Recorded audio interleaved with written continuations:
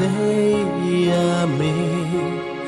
kamjan yame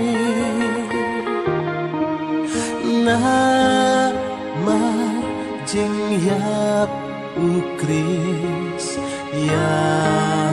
ngawat pe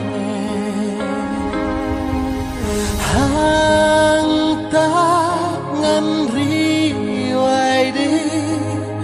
kamjan apleyame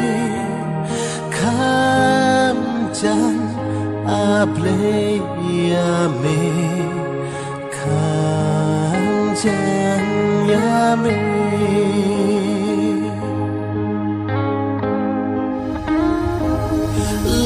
lakum unong yajwe la sep kasih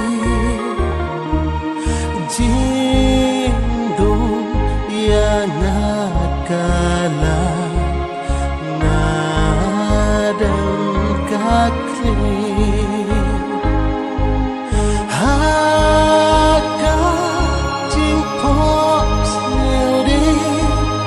kamjan apleyame kamjan apleyame